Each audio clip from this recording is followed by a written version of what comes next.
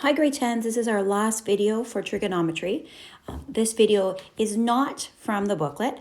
I just wanted to show you one more thing though before we left trigonometry this year. So far in the booklet we talked about tan and we talked about sine. We talked about tan being opposite over adjacent and sine being opposite over hypotenuse. If you've noticed on your calculator, between the sine button and the tan button, there's one more button called the cos button. And I didn't teach this to you in the booklet, but if you can do sine and you can do tan, then you have no problem doing cos because it's the exact same sort of math. It's just the math you do when you have adjacent and hypotenuse. Let's look at an example together. This triangle looks like any other question that we've done so far this unit, but we're going to notice when we label it with O, H, and A that there's something that makes it slightly different from any other question that we've done so far.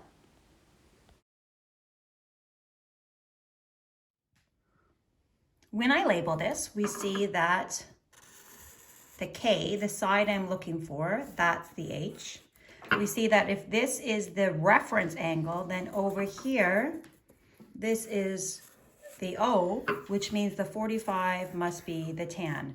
So far, we've looked at two fractions. We've looked at tan of the reference angle is O over A, and we've looked at sine of the reference angle is O over H. Let's see if tan would work, O and A. Here's O, here's A. The A is good, but does this question ask me to find the O? No, it doesn't, so I can't use tan. Now let's look at sine. Sine says that we need the H, and that's good because the H is what I'm looking for, but it says I also need to use the O.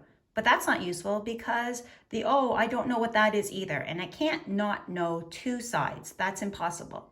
So I'm going to look at my third rule. Cos is equal to A over H. Let's see if that one works. The A is 45. That's great. We have that number. And the H is what we're looking for. So it seems like that would be the perfect fraction to use for our question. So I'm going to cos, my reference angle is 53. My A is 45. My H, we're calling it the letter K. I'm going to get out my calculator and we'll continue this question together. I've got my calculator now, and I'm going to press cos of, on this calculator, every calculator is different. You have to put the 53 first. So 53, and then I'm going to press the cos, and I get that my decimal should be 0.6018.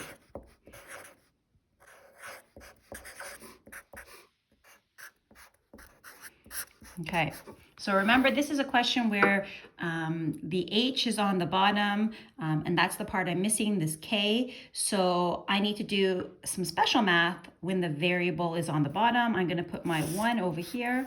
I'm going to multiply the diagonals and I'm going to divide by the top. So I'm going to go 45 times 1 divided by 0.6018, and you only need to do this when the variable is on the bottom. So I'm going to do that right now.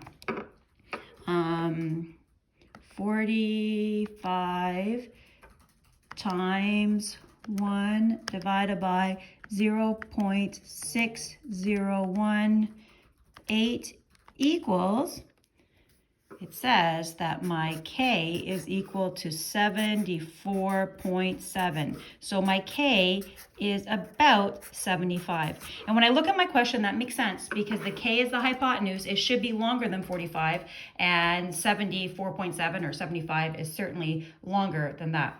What I want you to do now is just so you practice using cos on your own a couple times. I'm going to leave you with two questions. I would like you to pause the video, try the two questions, and then send those questions back to me.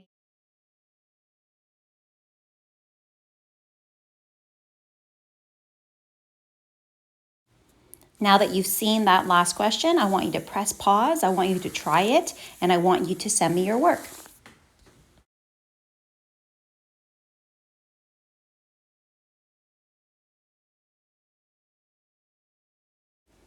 And when you're done that question, I want you then to try the last question from this video where you need to find the missing angle using cos.